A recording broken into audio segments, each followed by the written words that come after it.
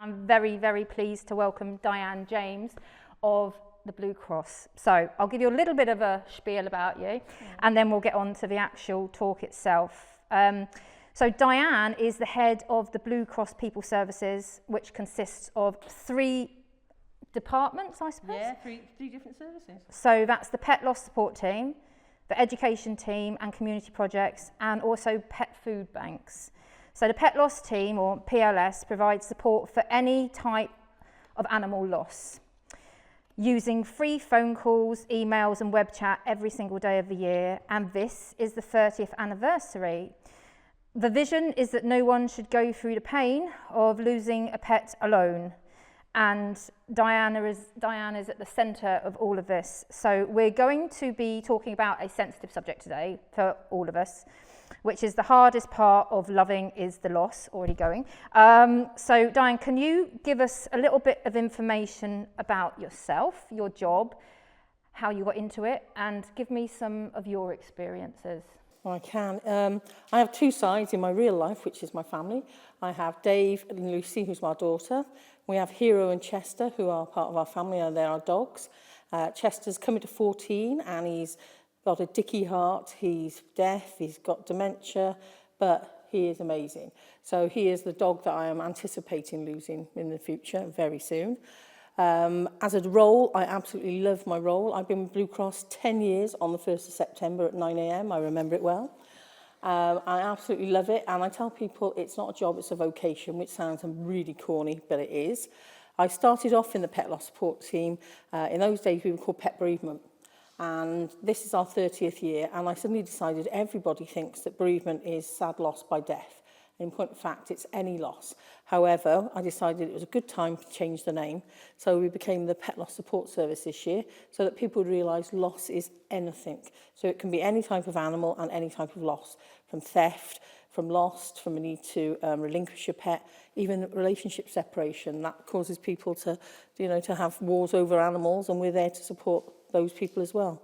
As a service, we are reliant on the fantastic volunteers, and there are nearly 300 of them now based all around the UK. It's a phenomenal role, and if it wasn't for them, we wouldn't have a service. It's home-based, and I just think, as we talk now and we talk about the things we do, people will realise my own losses. I've had both human and animal, and when I talk to people, Anna, you can never, well, I can't give an analogy of losing my parents was devastating, and losing my animals has been as devastating, but in a different way. And I am expecting Chester, as I said, to not last much longer because of his age and his ailments. But I was going to say my previous life, but that's not quite true. My first type of loss was not loss from death. I had 2 Cavaliers, and I got Rupert when he was a pup. And we didn't have any children at that point, and he was my focus in life. He didn't even smell like a dog, which is going to sound weird, because I used to put he smelled like a baby, if that's possible. Absolutely loved him. And then I decided that it would be good to get him a friend. And we got Robbie, but Robbie was from a breeding farm. And my husband drove all the way to West Wales, picked Robbie up, and had to drive home with the window open because he stunk to high heaven.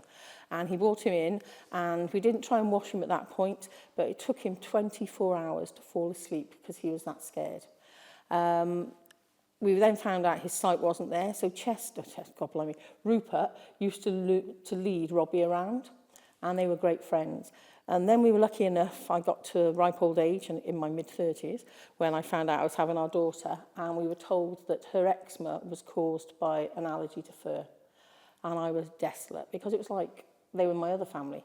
So we made the decision that we would give the baby away. No, we made the decision that we would have to have the animals rehomed. And I said they had to go together, and they did. And my husband and I were discussing this on the way to here, and he said, you left me on my own and went to work, because that's how I sometimes deal, by avoidance. And I left him at home, and he said, as the 2 dogs got taken away, he was desolate. But he never told me that until now, and that was over 20 years ago. But there is a little bit more to this long story. I had a phone call the one day, and it was vets in a town not too far away from my home, to say they picked Rupert up running around the streets, and when they scanned his chip, they rang us because the new owners hadn't changed his chip. And I thought, great, because we then found out a few years after they'd gone, my daughter actually had a lactose intolerance. It was not fur. So I was desolate again. I rang the vet up and said, this is a sign, I'll take the dog back. But by then the people had picked him up again who had adopted him. So I actually lost them the once. I then lost them when I found out she had a lactose intolerance. And I then lost them again when he escaped and I thought he could come back to me. So I had multiple losses. So for me, I have to tell you, in everybody's life, you will always have one special animal. And Rupert was my special animal. And he is long gone now because our daughter's 22, but I still miss him every day. Okay. And the sort of losses that your phone calls or your emails or your web chats are about, we know that there's a cost of living crisis. We know that people are having to relinquish their pets. Is that the main cause of your phone calls, or is it loss as in I'm having to, or I have had my pet put to sleep and I'm not coping well? Do you know, it's dependent, and there's a variety of things. Initially, it was always because my pet is going to be euthanized, or my pet's terminally ill, or I've lost my pet by death. Since we changed the name and we introduced other services to what I do, we now have, I can't afford to treat my pet. I can't afford to feed my pet, which is where we started pet food banks. And also the sad thing now is I can't afford to cremate my pet. And I would love to have my pet's ashes back, but I can't afford sole cremation. Right. So it's a real mixture. A lot of it is very difficult because relinquishing a pet up, people then feel they failed. They haven't. They are doing the best thing, but our real aim is to try and keep people and pets together. Okay, which a lot of the charities are trying to do now, aren't they, yourself included? So whether it's food or helping with veterinary fees. Yep. And they're actually... Yeah, we do. I think all of us are trying to pull together because we realise how difficult people are with the cost of living crisis. Within Blue Cross, we've got the Veterinary Care Fund. You know, it's to help people towards vet fees. Again, you know, I have to give all credit to vets because they do get a lot of bad press, but I have to say they do a phenomenal job. I'm working in pet loss. I would say since I started work that I would say we even exceed the human world with the way vets deal with animal loss and after-death care.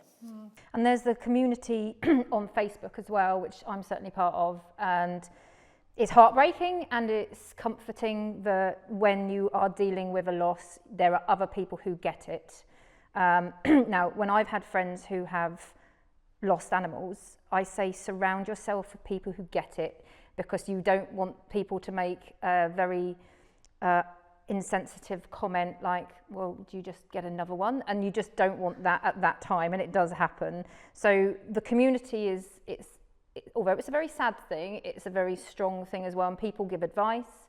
So what advice do you give to people that know that it's going to happen, that the dog, and we've all been there, hopefully it's not always an emergency or an accident, it's something that we have to plan. So my experiences with my dog, my last spaniel Ringo, we knew he would have to go, but I phoned the vet when we'd planned the put to sleep and said, no, he's much better now, I'm not doing it. No, he's fine. And in my head, I think I'm usually quite rational.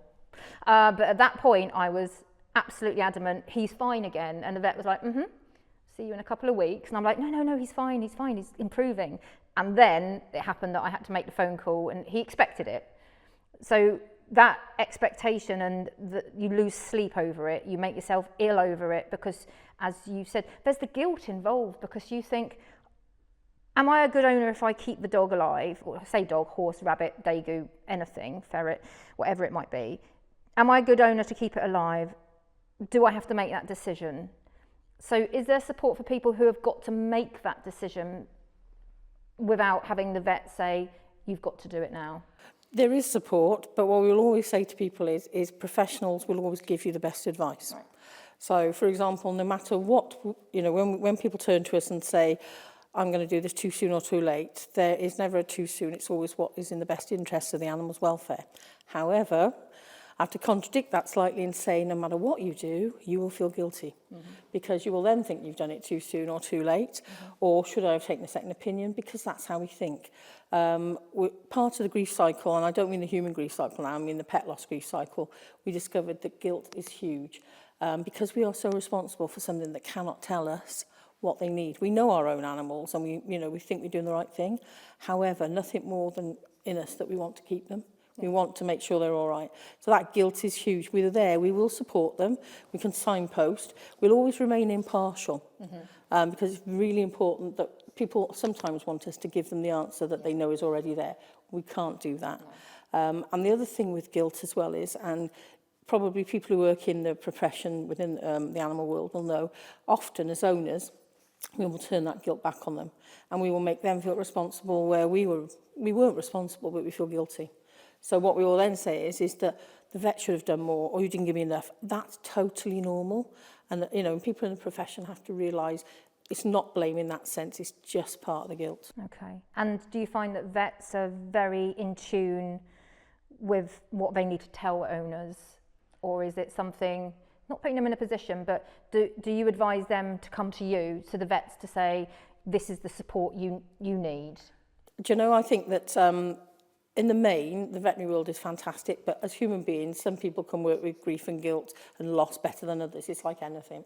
However, my advice to anybody who deals with any type of animal losses is we're a free service. Utilise that for your clients or even for your teams in the way that we can give them the support for free, whether it's by phone, email or web, whatever they're comfortable with. Because it's important that we all work together. Nobody likes, you know, none of us join animal welfare or a mission to save animals because the event of being death, but sadly, it's what happens. But what we would like to think is that people could support the service by sending people to us so we can support them. Tell us a bit more about what the Blue Cross do generally and where you're based and how many animals you help. Gosh, on the pet loss side, I can give you all these figures. But Blue Cross is a charity itself. We've been going now for 126 years. We celebrated our 125 last year. We have a number of animal hospitals around the UK. One of those is in Victoria in London, and it's actually the oldest animal hospital in the world. We are still there, still trading. Obviously, we've modernised now. In those days, we used to do things like goats and monkeys. Now it tends to be dogs and cats. Our service is absolutely at a full pelt of being, we try not to turn away or close our books, but it's getting to the point now where how many people can you help? We have hospitals then in Merton and Hammersmith, and Grimsby up in the north is a absolutely fantastic hospital, and again, it's really utilised.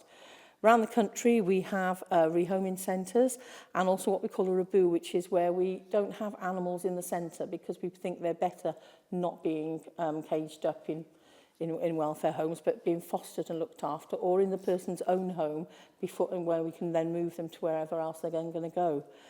We have my phenomenal teams, and there's a good bit of promo here.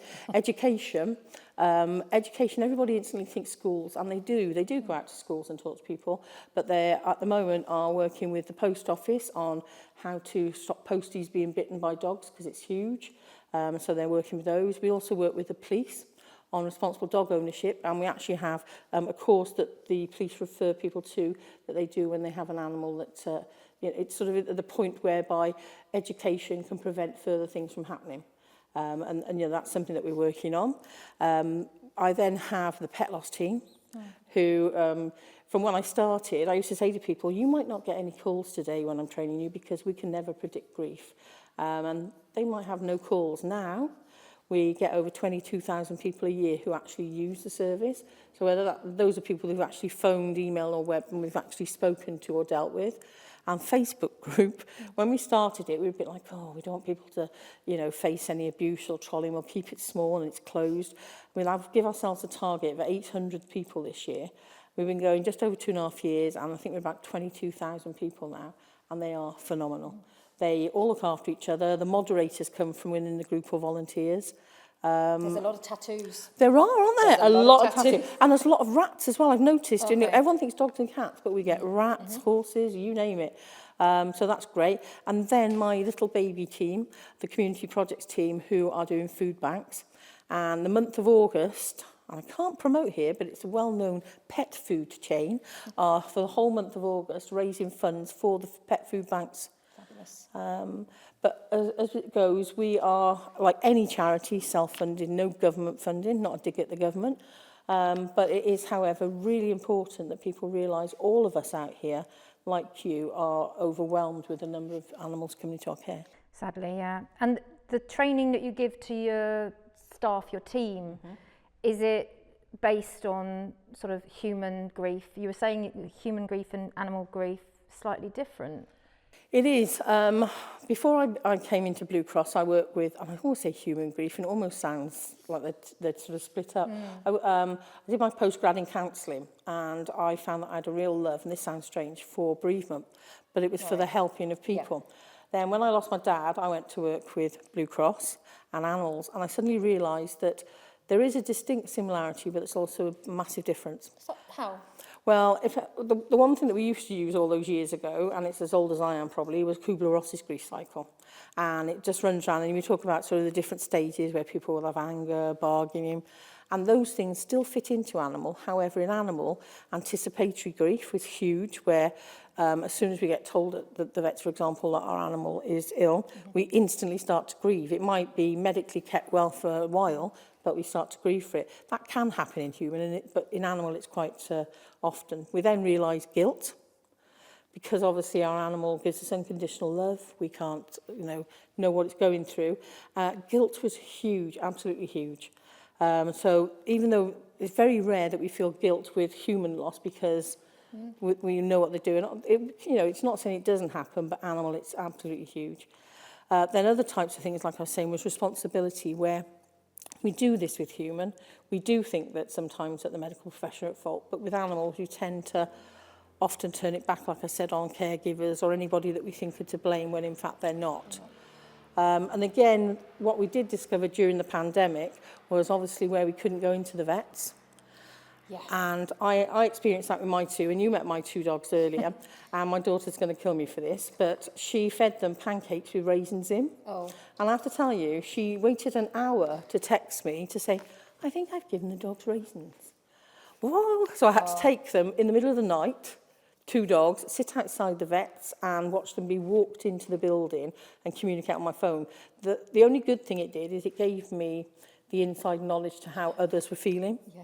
I have to tell you, they did survive. I had a whopping bill for the 3 raisins that came out of them, but they are worth everything in this world to me. She won't do that again, will she? Well, do you know something? She's probably going to die when she finds out I've told you that. No one's watching. Don't worry, no one will know. No one will know. So you have a team of people, and they're trained. Yeah, you did ask me that. I did. Yeah, no, it's all right. It's there is a difference then between the guilt that we feel when we're dealing with our animal. How do you advise somebody to get over that guilt? Everybody in this room has probably felt it. Well, I'll come back to the training in a minute as well. With the guilt, it's making people realise it's normal. Okay. And I have to say, it's probably the same with human loss as well. It's normalising, but it's more difficult with animal, because disenfranchised grief, and every type of grief has a name, is where people feel that you should get over it, it's only an animal, or I don't understand why you feel like that, because it's not a human being. So the guilt side of it, and absolutely everything that goes with it, is making sure you realise you're normal.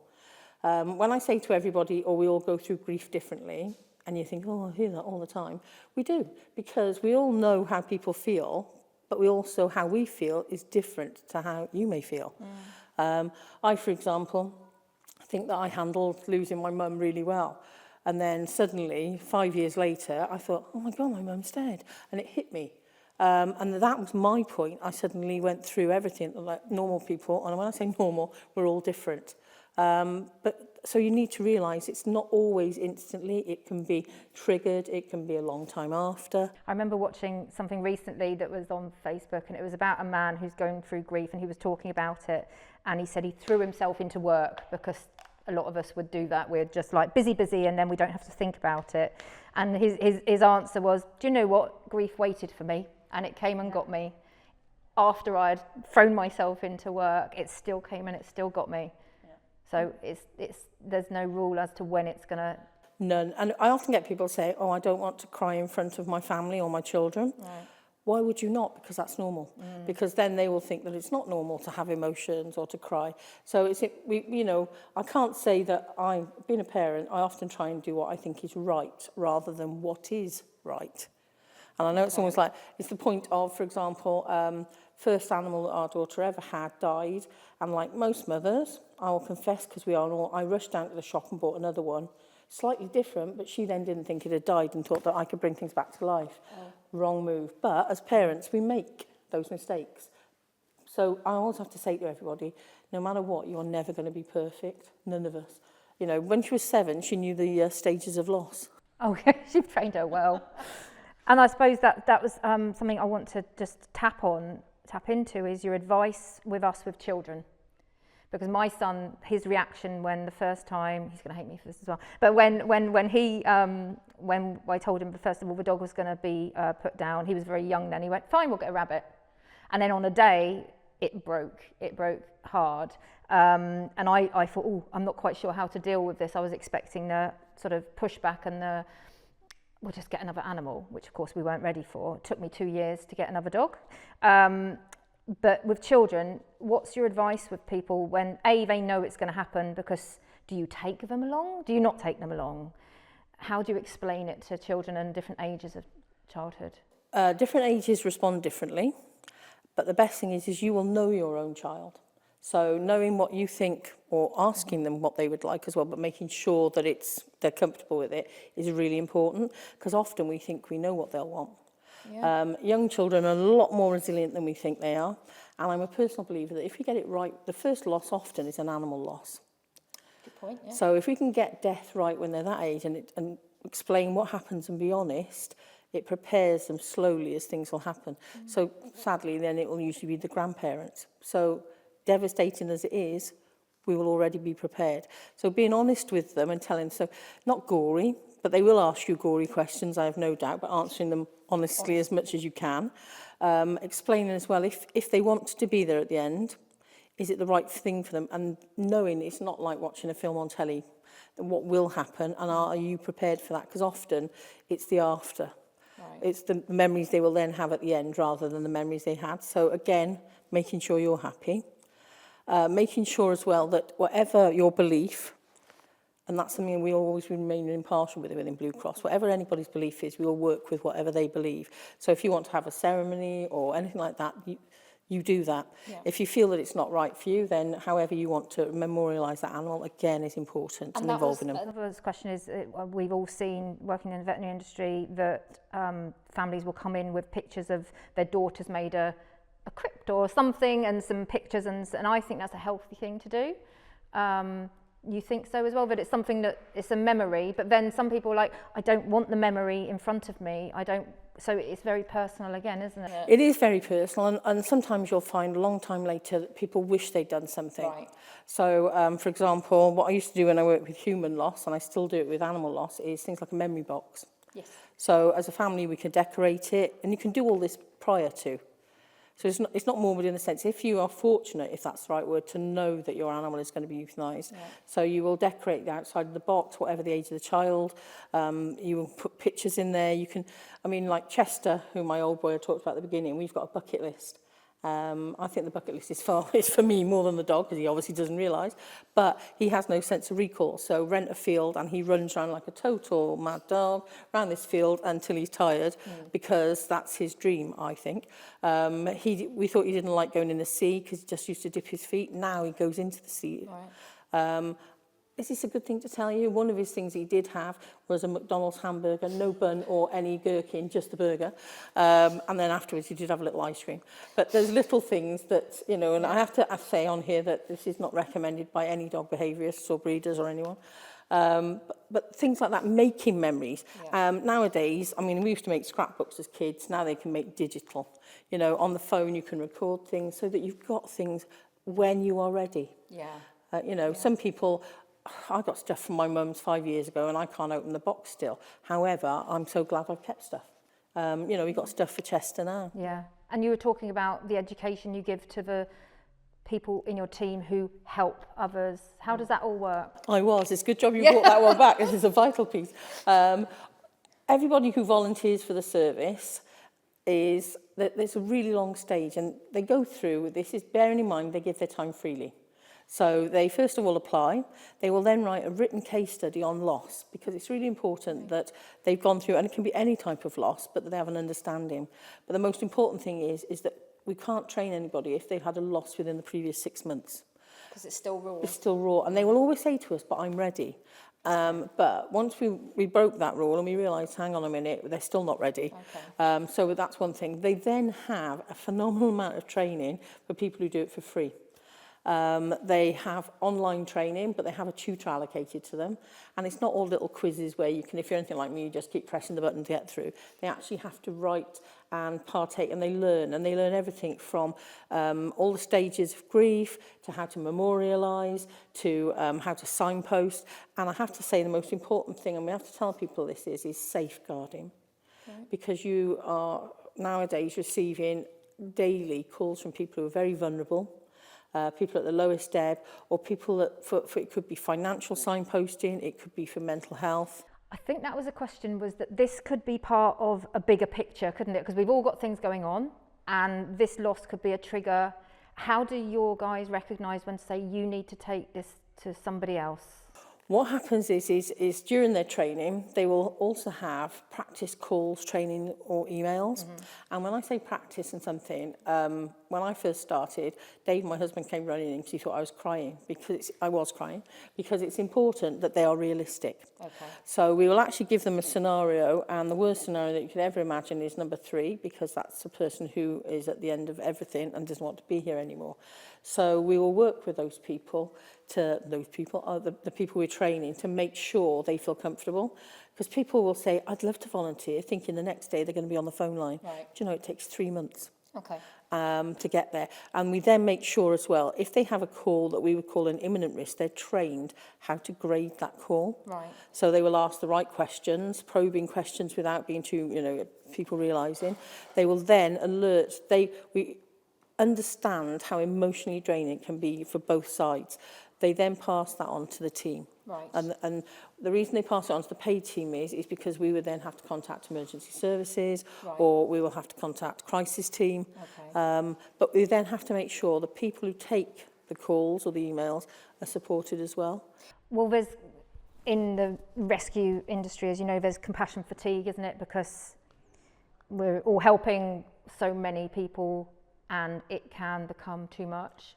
So it's for rescue and welfare workers as well. There has to be some well-being put in place for them as well, because especially now after COVID and everything that's happened. And It does. And what I did, and this is internally that I do this, but within Blue Cross, I've got a thing set up called Support You, and it's for any volunteer or employee within Blue Cross who's impacted by an animal, whether it be a loss, Right. or somebody's brought it in and the state the animal's come in, it's affected them, or they've lost their own animal, or fosterers, for example, who the animal in their care may have given birth and they may have died. Right. So it's slightly different than the support that we give to the public on our pet loss support line, because we realise some people feel that they can't admit Right. to going through how they're feeling because they feel they're letting others down, they're not part of the team. And it's is just that rubbish. a gender thing? Is it more, or is it women more than men? Or In work, it can be anybody because they understand that we can relate to it and it's accepted and understood. On the actual service, we get more women than men, and we get more women than men volunteer. Right. So Okay. what we do every November is we run a month called Manimals, and the word in front is man, because it's Right. mental health month, and also it's when we try and recruit more male volunteers, Okay. because it's, what month was that? So everybody November, and it's Manimal. But we try, we want people to realise that gents now, it's okay. It's okay to feel like you feel, and it's okay to ask for somebody to support you. And when I realised that, I think the emails increased dramatically because men felt they could put it in writing rather than talk. Okay. Web chat, a lot of, we can only rely on the person giving their first name, and that's the other thing. It's confidential unless there's a risk to you or others. So, when they come contact us, they might not give the right name, but you can obviously tell a gender of a person. Do people phone up sometime after it's happened, or is it generally yesterday I had to do it and I feel rotten, or is it further down the line that they're feeling bereaved? It's a mixed again. I mean, in the main, it tends to be sort of before, during, or after. Right. But we then can get, I've had people who contacted us and it happened 20 years ago, and they still haven't been able to remove the dog bed. Yeah. Because by keeping it in place, they still feel that connection. And do you know something? If that's right for them, that's right for them. You know, and people are quick to judge, but when they ring us and then they'll say it, it's normal. How you're feeling is normal. But we'll also say as well that we try not to get people to form a dependency. And if somebody needs more than we can give, we will always make sure we signpost them to the professional help they need. And do you think, because we're all guilty of it, is slightly humanise our pets, and whether it sleeps on the bed or there's so many things that we do that maybe we shouldn't do, that makes them part of the family rather than an animal. That dependency can be, and we all feel it, very strong, and it already worries me that one day I'm going to have to do that for my dog. Is there anything, and it's not about being cold about it, but is there anything we can do in life to stop our horrific guilt at that end point, or is it going to happen anyway? Well, that one's almost like a two-pronged question Sorry, there. that's confused The first one would be never advocate dressing animals up where they're uncomfortable or in a way they shouldn't be. And you know, you do see it, but in the main, people are getting a lot better. You know, people painting toenails, etc. That's them, not the animal, so it has to be what's right for the animal. However, it's really important that we remember as well, not all of us may have family units or others.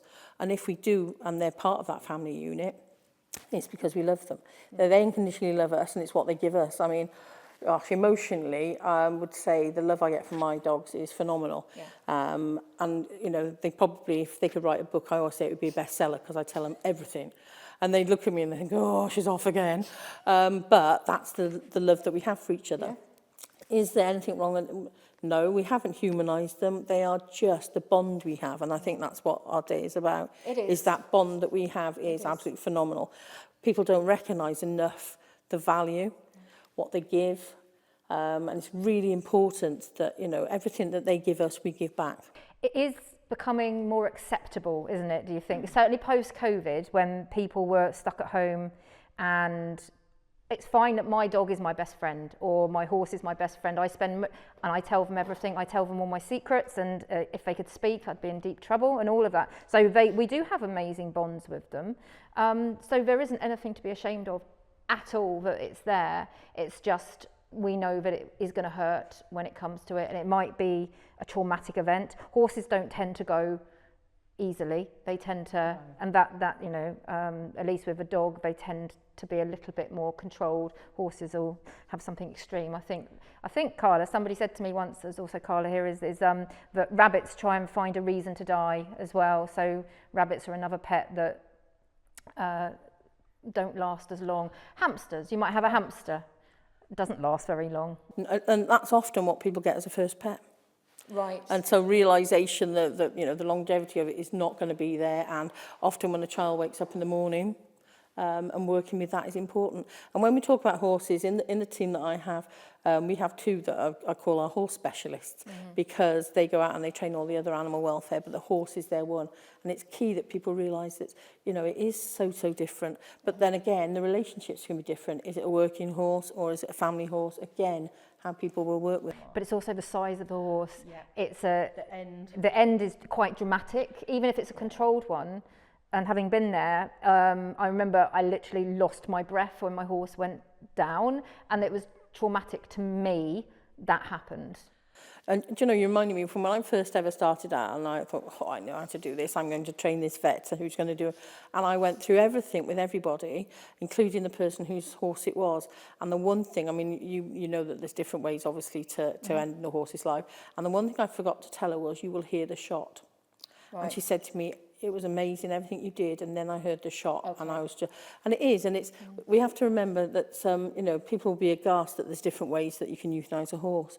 But, you know, another question that often comes out of that is, should the other animals there see the body? Yes. Horses are phenomenal. You know, that their instinct, you've seen it, they stand, they bow, they sniff, they know. And the same, I think, with, if you are in a position to let other animals see the deceased animal, do that. And how do you think they process that? Differently as well, depending on the relationship. You know, I know that my pair of dogs, if I'm in a position to show the other one, I will let them and have a sniff and have a see and have an everything. How will they be? I think Hero, and I'm assuming Hero will go last, will be desolate because they are they are pals. They go everywhere together. I call them the James gang because, if there's anyone, they're there side by side.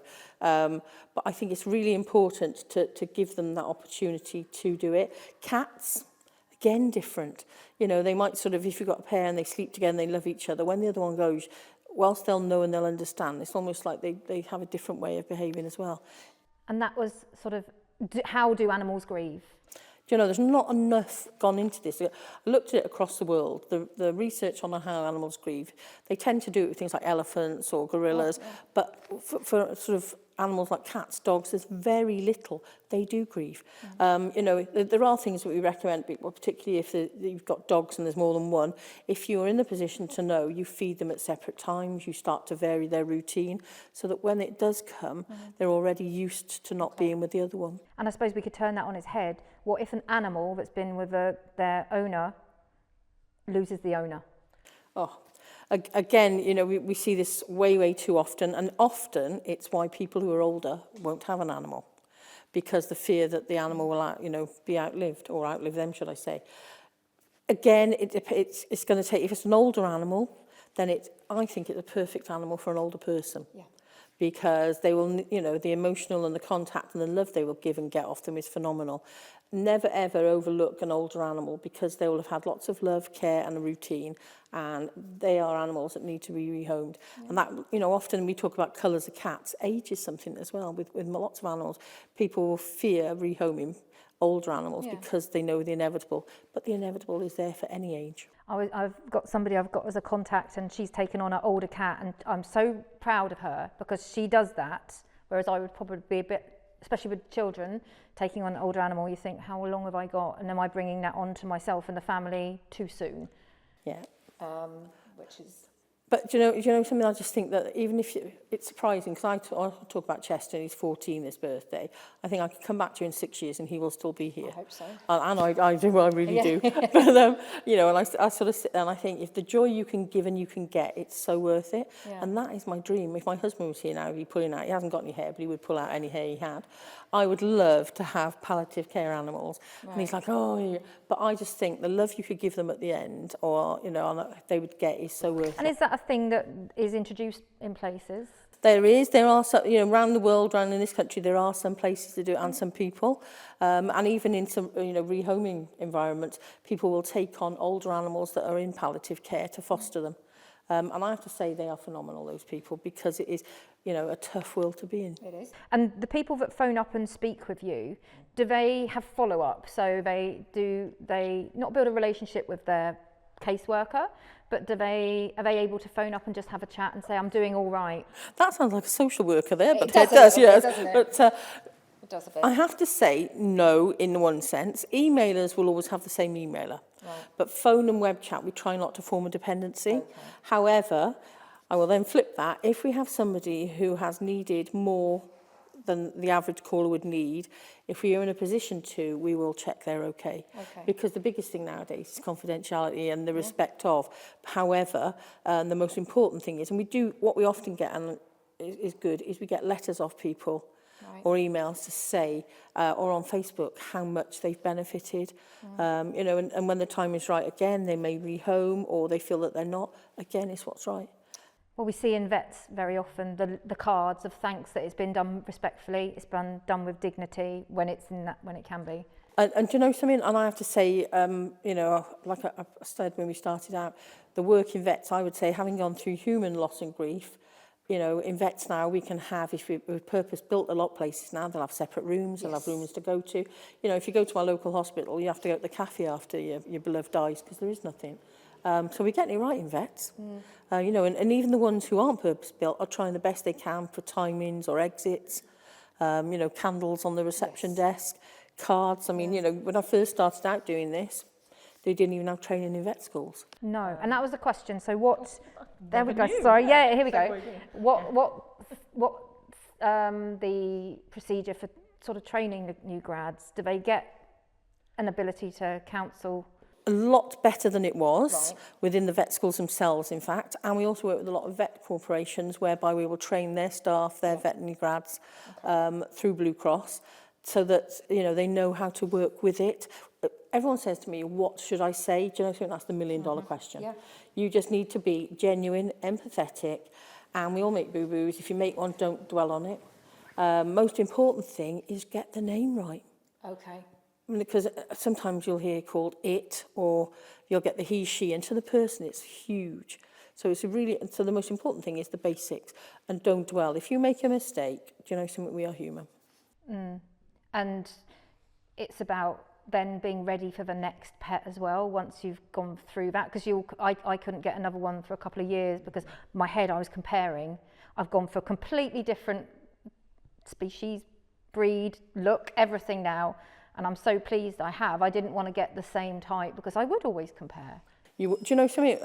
Some people, they can go out the next day and they get a new dog. If that's right for them, but most importantly for the dog or the animal, cat, dog, anything, it's important. However, we also get people who will get the same breed, call it the same name, and then wonder why it's not the same, because obviously it's a totally different little person.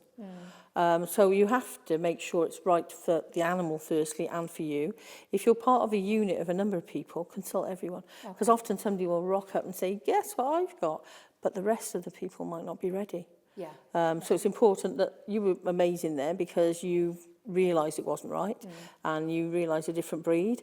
You know, some people like same breed, but it may be a different colour, or and it is really important to remember it's what's best for that animal. Yeah. And as a family, do you think that people cope very differently, or do they tend to try and work as a unit and get through it as a no? Different family. It's really it's different families.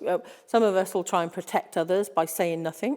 Right. Or, you know, crying in private or grieving in private. Others will sit down and they will talk openly, which is good, and so that you can talk about your emotions or how you're feeling.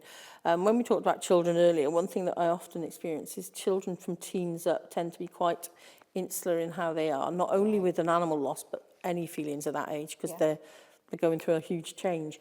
It's really important that you look at every person within your family unit and make sure that even if you are very open and honest, check that they're eating, sleeping, that, you know, they're not missing school. So things that, you know, will highlight. And that's really important, and I didn't mention it actually. If your child is in school, let the teacher know, or anybody as well. Yeah. They often have dogs in schools now for therapy and such like. They do, and I have to say, do I agree or not agree? I have personal feelings and work feelings. It, again, is what has to be right for the animal. As a charity, we've stopped taking animals into schools. We still do school visits, but we found that taking an animal was causing, whilst it's lovely, sometimes a lot of undue stress. Because you imagine when you walk into a class of 25 6-year-olds and they'll go, is it right? Yeah, so it has to be what's right. And I think some animals, and in some scenarios, therapy for an animal is good because it's controlled in the right environment. So, you know, and same with school pets. I remember when I was a child, we always used to take it in turns taking it home. God forbid. You know, now you think, You wouldn't want to move it from house to house to house to house. you know, and I used to rock up with a guinea pig for summer. And now you look back and you think, was it acceptable? Things change. Yeah. Yes. They do. So what talks do you give as Blue Cross? Do you go out, or is everything done by Zoom now? No, we do a phenomenal lot of talks, especially the teams that I head up. Education do online and they do in person. Right. So we started going back out to schools and organisations probably about a year after the pandemic ended. And they do free talks to schools. They do massive online talks. And at the minute, between the charities, there's thing called PEP, where they're working together all the different education teams and the charities, because then we can do online and get huge numbers of people. So they do things, for example, like Blue Cross, again, November, where it's like, you know, from the Remembrance Day for the war, etc., because obviously that's how we came about. The Blue Cross flag was raised on the battlefield. I understand. Just like the Red Cross. So we went out and rescued animals in World War I on the field. So they do those ourselves in Pet Loss team as well, because we're talking about Pet Loss. They do online, they do virtual. They go to organisations and they'll do talks. What we tend to find now is obviously time and travel, because if it took all day to go and do an hour's talk, is there another way to do it but still be able to contribute to somebody's knowledge where we could do it online? But we do talk, this can be on pet loss, it can be on your mental well-being, it can be, we do another thing we're actually working with, which is new, is the Association of Veterinary Social Workers. And one of their pillars is pet loss. And we're just going to be taking in some university students to learn that as part of their degree. That's interesting. So you've got another, yeah. So your social workers are going to have some training in pet loss. Yeah, and they'll be social workers from university, and they will do all these different elements that make them veterinary social workers. Okay. So in America, they support veterinary organisations whereby, you know, you could have one veterinary social worker works with, say, 5 practices. Right. But if you have people within your practice, your clients, or your team, and it's not only, and when I say not only, it's obviously the sad loss of death, but it can be domestic abuse, it can be the need there for safeguarding training, that person would be. And that brings me on to one area that sadly is rife, is theft. So we talk about loss, and I remember when we first spoke, you said pet loss isn't just about death, it's about loss. So for people out there who are going through the fact that the dog is either lost or has been intentionally stolen, how do they feel? What are they going through? Do you know, it's often people say to me, death is worse. Do you know, I personally think it's not, because you have an outcome and an ending when an animal Closure dies. to it. And even though it's really sad, but when you have a pet that's lost or stolen, it's the unknown. Yes. So what people often say then is nowadays social media is phenomenal for finding things, however, a very small proportion. Right. And also now the law's changing in August for pet theft. Again, will it deter? Can Probably. you explain that to people? It is. For probably, blimey, the last 10 years, charities, organisations, the pet theft reform have been fighting to have the law changed so that if your animal got stolen previously, it was like your mobile phone being stolen. You were lucky if you got a crime number or if anything was taken seriously, because there was so, you know, such a small offence according to the law at the time. And then we fought and fought and fought, and all these phenomenal people around the UK did, and we got really close, and it fell at the last hurdle, and we were like, no. So they started work again, and then the government decided that they were going to change, and we thought, oh no, it's going to go again. But it was one of the things that got through. And this August now, as you go, it will actually become law that theft of a pet is a criminal offence, and you can get a sentence for it. So will it deter? Hopefully, not everyone. But I have to say that there are some phenomenal people out there, and way too many to thank, who work tirelessly on it. And it is amazing. And pet theft, you know, the unknown is horrendous. And that's why as well, you know, please microchip your animal. Cat in England was lawful on the 10th of June. And dogs are totally across. The rest of us in like devolved nations will follow with cats. People say why? Because, you know, God forbid your animal gets run over or stolen, at least you'll have an outcome.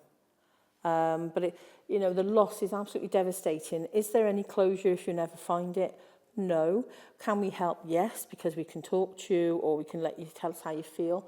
But the most important thing as well is if you didn't get a chance to say goodbye, you can write to it. You can note it down in a notebook. You can have a little ceremony for it so that you will get something. Because often, the fact that we didn't get a chance to say anything, or even that I might have left the gate open or it escaped from my car and caused it, is horrendous for me. But I need to, you know, have some... I would never say you get closure. I would just say that you might have a little bit where it enables you to move on slightly.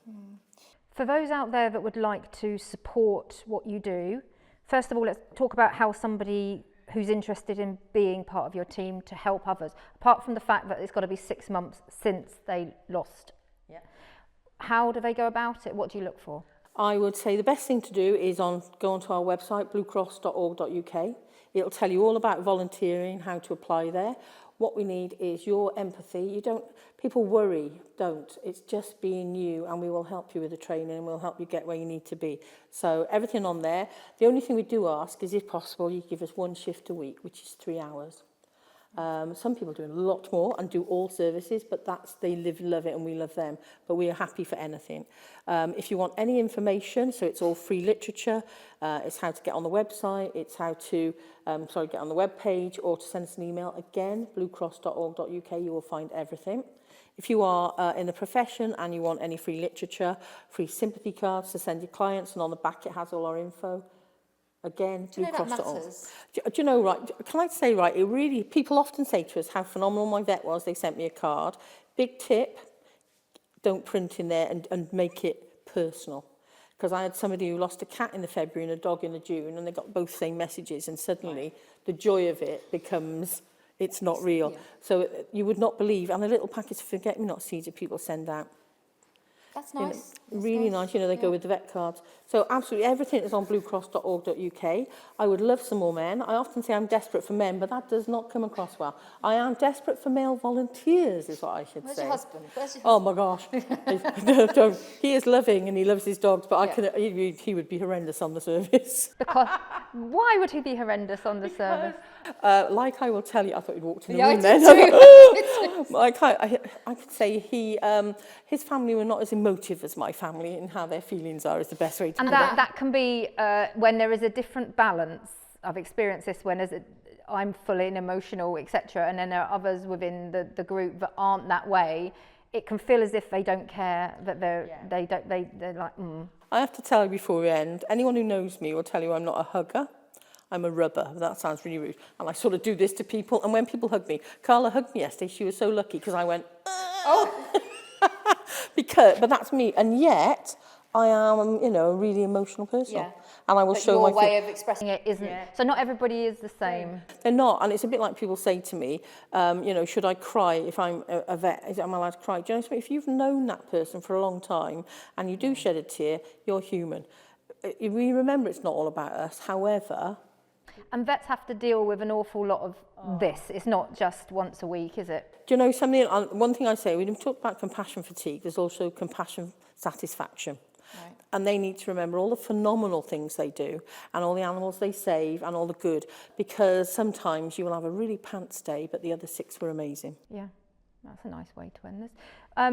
The people that need to use your service, if they wanted to give back or fundraise, is there things that they can get involved There with? are. Everything we do is free, so all the services they will utilise, so people never fear. If you want to contact us, it is free, and all the literature. If you want to give back your time, you will be gratefully received. If you want to donate, even better. But do you know something? The most important thing is if you need us, we're there. Thank you, Diane. Is there anything else you'd like to say on the human-animal bond, your own experience? I have to say, I talked about Rupert earlier being that one dog. I don't know now. I've got a pair now that I will be. Okay. So I have to say that just the relationship that we have, we are very lucky, very lucky. Aren't we? Yeah, and we forget that. It's not the same in all countries, is it? And I wish I had Wighead here to show you him. And he does have a weekend. Yeah, looks it's beautiful. like Brian May. Yeah, but love comes in all different shapes and sizes, doesn't it? So it doesn't matter if somebody's lost a rabbit versus a horse. It's still devastating and it's still emotional. Everything. People. I mean, I've been looking for years for people to realise that compassionate leave is the word compassionate. I don't expect employers to be able to pay people. I just want people to know they can tell the truth to an employer. You know, and I get people saying, oh, I could have 25 goldfish or 20 hamsters. Do you know something? No. Employers will be more accepting and compassionate if we are upfront and honest with them. And I'm really pleased to say the company I work for allow that. It's a day off if you, first of all, if you get a new pet, so you can introduce them, so that's quite nice. And then the other day off is, because God forbid it happens to me again, I'm no good to anybody. There's no, and the trigger of the crying, I can't control that. So I'd be at work and I wouldn't be any of use to anybody because I cannot control. And I think that is something that when you've lost an animal, for several days afterwards, personally, I can't control how I'm feeling and I can't control the tears. So any advice on that? Yep, you can ring me. Oh, No. hopefully not for a long time. But in all honesty, you know, getting support. If you've got family, friends that you can turn to, great. Even if you do have, use the free service 0800 096 6606, or you can email us on pls@bluecross.org.uk. But all the information's on the website. We are open every day of the year, and I always say, and Christmas Day, but that is obviously one of the year, 8:30 to 8:30. So please, you know, they are absolutely amazing people, and I have to say, if any of the volunteers are watching, we couldn't do it without you. And I don't mean that in a way. You are what we are. You are the nucleus of everything. So thank you. Yeah. Thank you from us as well. It's been a really enjoyable talk on a really sensitive subject. Didn't cry. Well done, me. So join us again at 12:15, where we're going to be speaking to Peter and Steffi back with the donkeys. But again, thank you so much for sort of approaching this subject with some grace and dignity and some advice. Appreciate it. Anytime. Thank you. Are well. I got a rub. Yeah, don't tell anyone. Not my husband. Thank you.